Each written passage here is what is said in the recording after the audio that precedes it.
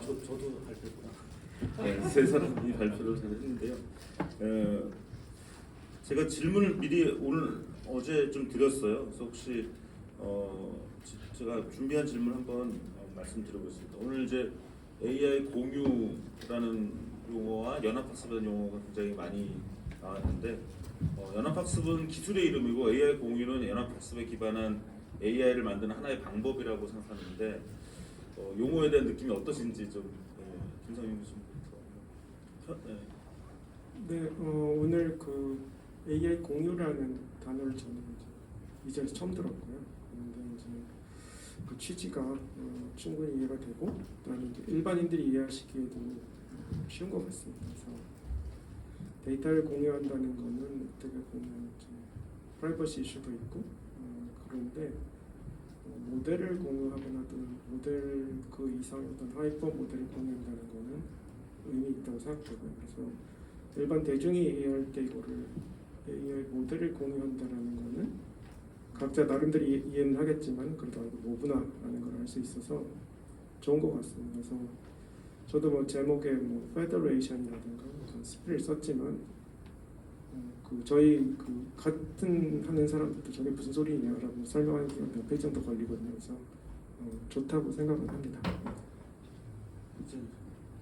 네, 저도 굉장히 동감하는 부분이고요. 처음 듣는 사실은 단어였는데 착 감기더라고요. 아까 점심시간 때 잠깐 말씀 나눴는데 카쉐어링 이런 것들을 제가 많이 들어서 아마 그랬던 것 같아요. 물론 말씀해주신 것처럼 카쉐어링과는 조금 다른 개념일 수도 있지만 카쉐어링 카가 있다가도 없다가도 이렇게 하는 부분이지만 AI 쉐어링 한다는 거는 AI를 중심으로 다 참여할 수 있는 부분이 있기 때문에 조금 다른 공유의 의미이긴 하지만 여튼 우리가 이미 알고 있는 카쉐어링 개념을 AI를 바꿔서 이렇게 넣었다고 생각하니까 굉장히 좋은 느낌으로 다가왔습니다. 감사합니다. 그러면 이정희 교수님께 다시 또 질문 드릴게요. 다시 김성윤 이렇게 왔다 갔다 하겠습니다. 연합학습 또는 AI 공유가 가장 잘 활용될 수 있는 도메인들은 어디라고 생각하시고 어디는 좀 잘 안 될 것이다. 잘 안 되는 분야의 특징은 어떨 거라고 생각하세요? 제가 먼저 교수님은 관심 있는 분야 또 알려주시면 좋겠고. 사실 제가 아까 예시를 들 때 헬스케어, 그 다음에 추천 시스템, 세 번째 이제 그 자율주행 이렇게 얘기를 한 부분이 제일 화두가 될 거라고 생각하고 있는 부분이고요. 스마트 시티에도 아마 그 부분이 가장 핵심적으로 들어갈 거라고 생각합니다. 특히 자율주행은 저는 굉장히 중요할 거라고 생각을 해요. 앞으로는 그 모든 디바이스 자동차 안에서 나왔던 것들을 다 올리고 다시 주고받고 너무 힘들 것 같고요. 차 안에서 정말 사람들이 이제 많은 시간들을 보내기 때문에 그 안에 있는 데이터, 굉장히 프라이빗한 데이터들이 많이 나올 수밖에 없다고 생각을 해요. 그리고 좀 어렵다라고 생각하는 도메인은 여전히 헬스케어입니다.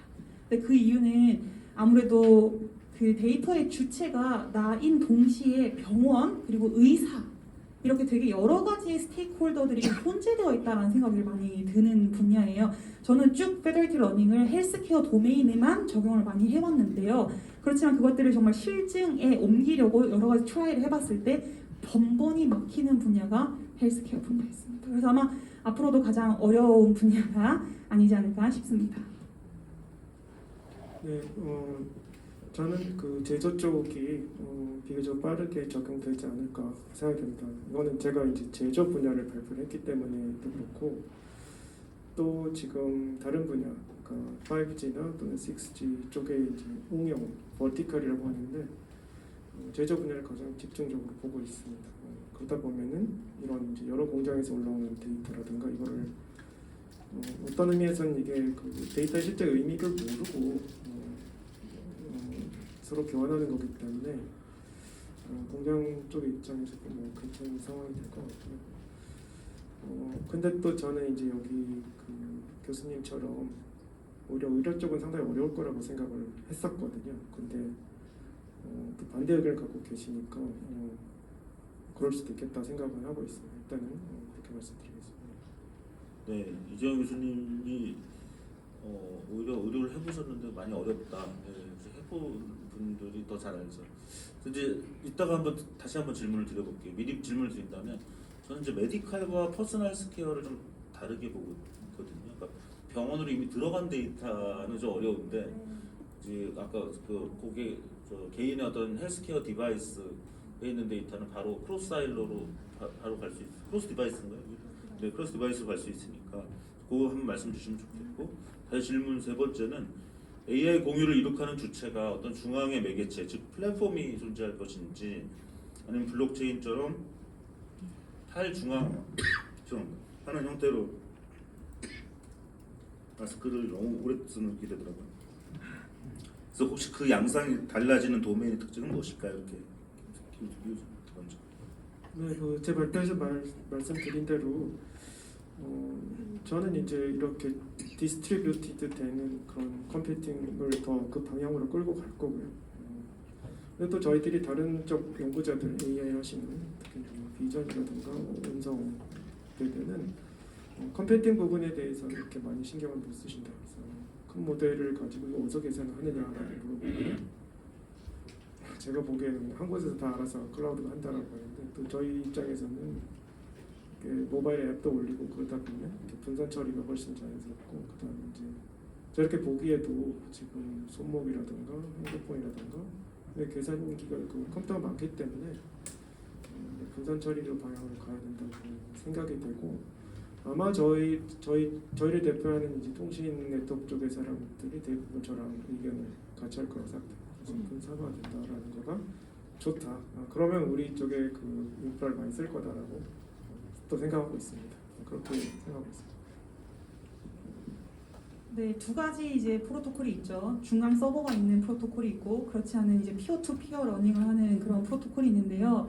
일단 저희 사회가 발전된 형태를 저는 한번 생각을 해봤어요. 봤더니 아무래도 중앙 집중형, 일단은 조금 거기서 관리를 해주고, 아까 제가 말씀드린 인센티브, 참여를 어떻게 독려할 건데, 뭐 이런 부분이나 시스템이 각각 디바이스 다른 문제들을 그 개인이 다 해결을 하게끔 한다라는 게 사실 좀 쉽지 않다라고 생각을 해요, 초반에는. 그래서 점진적인 형태로 좀 갈 텐데, 초반에는 첫 번째 프로토콜, 즉 중앙 서버가 뭐 계산 다 해준다 이런 개념은 절대 아니고요. 좀 어떤 레귤레이션이나 뭐 이런 부분들, 시스템을 좀 관장하는 역할이 좀 있어줘야 되지 않나. 연합학습이라고 해도 그런 게 있는 다음에 요것들 굳이 이제 필요 없겠다, 나도 제각각 해볼 수 있겠다라는 느낌이 들면, 그때는 뭐 지금 비트코인도 마찬가지죠. 그런 부분들로 탈중앙화가 좀 일어나지 않을까, 그렇게 예상하고 있습니다. 네, 재밌는 답변 감사합니다. 네 번째 질문은 이 연합학습 AI 공유라는 개념이 이런 AI 분야 그 자체나 아니면 산업, 경제에 미치는 영향이 제한적일 거다, 아니면 혁명적일 거다. 혹시 그런 관점에서 한번 의견을 먼저. 사실은 테크니션 입장에서 이 기술은 혁명적이라고 생각합니다. 아까 이경준 교수님과 잠깐 얘기를 나눴을 때 저는 원래도 머신러닝 공부를 계속 했는데 이게 이렇게 활용될 거라는 생각을 연합학습을 배우기 전에는 몰랐어요. 그래서 와, 되게 간단한데 이런 게 된다고? 라는 생각이 들었고, 그게 프라이버시를 보존할 수도 있으면서 동시에 유저 센트릭 러닝까지도 가능케 하는 어떤 기술이네 라는 점에서 굉장히 혁명적이라고 생각을 합니다.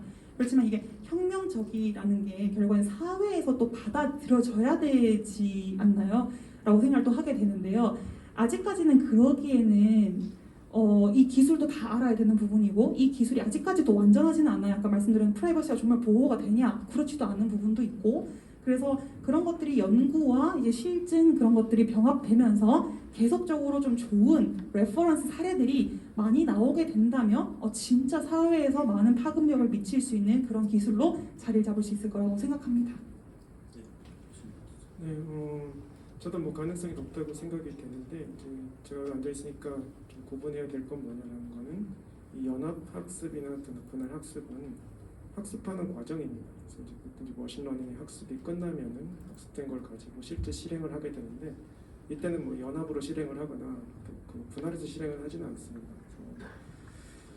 그래서 어떻게 보면은 그 학습하는 과정에서 효율성 또는 데이터가 없는 것들을 서로 모은다거나, 또는 뭐 아까 말씀하신 대로 이제 그 non-OID한 데이터를 어떻게 합치고 이런 기술을 갖고 있지만, 실제로 실행을 하는 과정은 또 다른 이슈다. 그래서 뭐 그 해당 컴퓨터의 어떤 파워라든가 에너지라든가, 그래서 말씀드린 대로 어떤 절반의 그런 이슈를 갖고 있지, 이게 뭐 어떤 문제를 다 푸는 거는, 그러니까 그 머신러닝 전체 전반을 다 프로세스 해결하는 건 아니다라고 이제 말씀드리고 싶습니다. 네, 5번째 질문입니다. 한국 산업계나 학계에서 그 연합학습에 대한 이해나 개발 상황, 기술 수준이 다른 나라와 비교해서 어떻다고 판단하시는지 김 교수님부터 먼저. 네, 그 최근에 뭐 많은 기업체나 또는 쪽에서 6G 비전을 이렇게 발표를 하고 있고요. 저희가 지금 파일을 쓰고 있는데 2030년도는 그 더 빨리는 68년부터 6G 시스템을 이제 만든다라고 하고 있는데 대표적인 알고리즘들이 이제 AI가 되겠습니다. 그래서 AI를 실제로 저희들이 통신 프로토콜에 집어넣을 수도 있고, 그다음에 이제 이렇게 보이는 것처럼 여러 가지 그 AI 애플리케이션을 하는데 이렇게 통신 그 인프라를 쓰는 두 가지 방향으로 가고 있는데요. 그 얘기는 그 많은 산업체나 또 저희 쪽 산업체에서는 그 이런 그 디스트리뷰트 러닝에 대한 이해도는 굉장히 높습니다. 다른 분야에 비해서. 그래서 특히 이제 뭐 삼성전 우리나라 대표하는 이제 인프라 삼성전자라든가 이런 회사들한테 연구원들 이렇게 만나보면 자연스럽게 이해도는 높다고 생각이 됩니다. 그래서 우리 분야에 관해서는 꽤 높다. 근데 이제 딴 나라는 어떤가라고 하는데 거의 그 이걸 이해도는 상당히 탑워치에 있다라고 생각하겠습니다. 네, 보통 그 어떤 기술의 발전도를 따져보면 미국에 비해서 한국이 거의 10년 정도 뒤처진다라는 그냥 말이 있는 것 같더라고요. 그래서 처음에 제가 페어 러닝을 이제 연구를 하고 들어왔을 때 주변에서 페어 러닝 하는 사람 있나 했는데 거의 사실 없더라고요. 그래서 역시나 조금 더 기다려야 되는 건가? 라고 생각했는데 그 기다림의 시간이 굉장히 짧았습니다. 그리고 이것들을 이렇게 오늘 포럼까지 만들어서 하나의 주제로 얘기를 하게 될 줄이야 정말 생각을 못했고요. 그런 점에서 봤을 때 기술력 자체는 사실 우리나라도 굉장히 뒤지지 않는다고 생각을 하고 있고 AI 연구가 워낙 또 활발히 진행되고 있고 인공지능 대학원의 형태로 정말 많은 인력들이 양성되고 있기 때문에 앞으로 그 갭 차이는 더 많이 줄어들 거라고 생각은 하는데요. 여전히 하나 아쉬운 점은 그냥 오늘같이 AI sharing이라는 단어를 이경정 교수님께서 제안을 해주시고 이걸 이끌어 나가는 역할을 진짜 거의 처음 해보는 게 아닌가라는 생각이 좀 들더라고요. 연합학습이란 개념도 처음에 이제 미국에서 뭔가 먼저 나오게 되고 이런 부분들이 있었던 점이 있기는 하니까요. 그렇지만 저희가 이제 패스트 팔로워 역할로 하면서 기술력도 확보했으니까 AI 쉐어링 같은 이런 단어들을 저희가 이제 가져가면서 조금 더 거버넌스를 계속 유지를 하는 작업들이 필요하지 않을까라는 생각을 합니다. 그러면은 산업계에서는 저희가 조금 더 우세하면서 갈 수도 있지 않을까 싶습니다. 무슨 말씀하셨나요? 예. 헷갈립니다 지금. 네, 마지막 질문입니다. 시간 딱 맞네. 네. 학계나 산업계 또는 그 외 정책가 분들이 주목해야 될 문제나 이슈는 무엇이라고 생각하세요? 저는 사실 제일 중요한 게 인공지능에 있어서는 데이터라고 생각합니다. garbage in, garbage out이라는 얘기가 있어요. 데이터가 막말로 좀 쓰레기 같은 데이터면 결과도 쓰레기가 나온다라는 의미예요. 결과적으로 연합학습을 할 때 중요한 게 뭐냐면은 데이터가 잘 들어와 줘야 되거든요. 그래서 아까 제가 인센티브, 레귤레이션이 굉장히 중요할 거라고 말씀을 드렸잖아요. 기업체 입장에서는 자신의 노하우가 뺏길 것을 염려를 해서 절대 데이터를 잘 공유를 하지 않을 거예요. 그게 연합학습이라고 해도 굳이 내가 여기에 왜 참여해야 돼? 라는 부분이 있을 겁니다. 그래서 제가 사실 지난주에 울산시에서도 비슷한 얘기를 했는데요. 요즘에 이제 기업의 사회적 책임 그 얘기가 이제 ESG로 바뀌고 있죠. 뭐 Environmental, Social Governance 이렇게 이제 기업이 도의적으로 해야 되는 부분이라고 해서 이제 정부가 이제 그것들을 가지고 나가는데요. 데이터를 공유하는 부분도 정부에서 정책적으로 좀 관리를 할 필요가 있지 않나. 그리고 데이터가 어쨌든 나와줘야 양질의 데이터가 나와줘야 거기서 정말 유의미한 서비스가 연합학습화될 수 있다고 생각합니다. 네, 제 코멘트는 좀 약간 일반적인 코멘트인데요. 뭐 학교에서 논문도 쓰고 또 학생들도 뭐 졸업하려고 열심히 쓰는데 구현되지 않는 이론은 저는 의미가 좀 낮다고 생각됩니다. 물론 저도 이제 그 반대적인 경우도 있고 실제로도 이론에 앞서 있는 사람들도 있는데 실제로 구현이 불가능한 이론은 한쪽은 의미가 없다라고 생각하는 경우가 있어서 저희가 이제 이 자리에 모여서 의미 있는 자리를 이렇게 만들어주신 분들께 감사드리지만 실제로 구현되는 어떤 거가 100번의 이론보다 나을 때가 꽤 많다고 생각됩니다. 그래서 그런 실천의 장이, 컴피티션 장이 또 있으면 좋겠습니다. 네, 좋은 말씀 너무 많이 해주셔서 감사합니다. 오늘이 어떻게 보면 세계 최초로 한국에서 AI 공유 포럼을 하게 된 것 같습니다. 그래서 앞으로 특히 강효식 이사장님께서 주창하시고 또 이렇게 이런 자리를 또 만드셨고 오늘 이렇게 마치 연습처럼 일단 한번 해보는 거잖아요. 어떻게 보면 그러니까 앞으로는 오늘은 이제 AI 공유의 기술과 응용 정도를 이제 우리가 한번 봤다면 다음엔 뭐 비즈니스 모델, 또 산업 경제 영향, 그다음에 또 김성규 교수님 말씀하신 거 약간 컴피티션 같은 거, 이런 것들도 말씀하시고 실제로 응용해서 실행하는 그런 것들, 굉장히 할 것이 많을 것 같다는 생각을 또 하게 됐고요.